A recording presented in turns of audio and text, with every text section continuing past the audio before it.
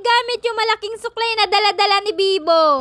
Halika, samahan niyo ako sa aking araw. Bali, kasama ko nga pala dyan yung tatlong bebe kasi ngayong araw sasamahan ko silang mag-asikaso nung ilan nilang requirements para sa kanilang pag-a-apply sa trabaho. Kahapon nga ang inasikaso namin ay yung kanilang NBI. Bali, ngayong araw aasikasuhin naman namin yung kanilang police clearance. Kunti na lang naman yung mga requirements na aasikasuhin nila kasi nga yung ibang requirements ay naasikaso na nila bago pa sila umalis ng Bicol. Ang kagandahan pa nga dito kasi nga first time job seeker sila kaya medyo nakales kami ng gagastusin para makuha namin yung iba nilang requirements.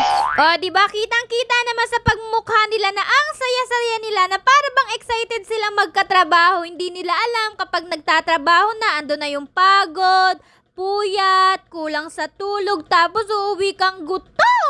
Bali, dito kami pumunta sa City Hall ng Santo Tomas kasi nga dito kumukuha nung police clearance. Dati kasi dito rin ako kumuha nung nag-aasikaso pa lang din ako nung aking mga requirements. Ang kaso nga laang sa hindi inaasahan, hindi na daw pala dito kasi pagpunta namin doon parang nire-renovate yung police station. Kaya ayan, umalis na din agad kami at for the lakad na naman ang mga person.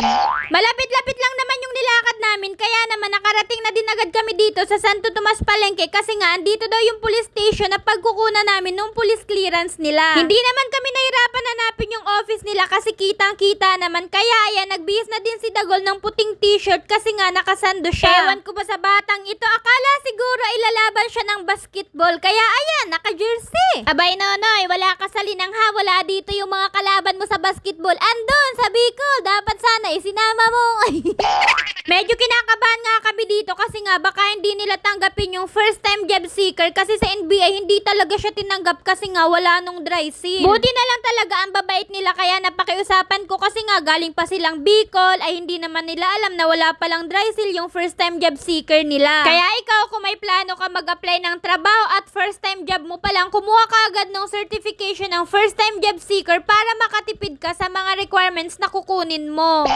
Bali, nakapila na nga pala silang dalawa dyan at habang nakapila sila, isha-shoutout na muna natin yung mga solid followers at supporters natin dyan. Shoutout nga pala kay Hannah Roshen Ocol from Sabang, kapit barangay lang namin to. Tapos kay Jonas Maligat from Matango and kay Jan Allen Bulaklak from Makiling, Kalamba. Ingat po kayo palagi. God bless. Bali, nakuha na nila yung police clearance nila dyan kasi nga madali naman na yung proseso. Nagpicture lang sila dyan, tapos nag-fingerprint, nag-signature kasi nga nakapag-online na sila. Kaya hindi na rin talaga ganun ka-hassle kapag nag-aasikaso tayo ng mga requirements kasi nga i-online muna natin siya. Doon na natin i-fill out yung mga personal details natin. Wala naman na kaming ibang aasikasuhin kaya ayan, sumakay na din agad kami ng jeep at syempre, bago yan, magpapaganda na muna tayo gamit-gamit itong napakalaking suklay na to.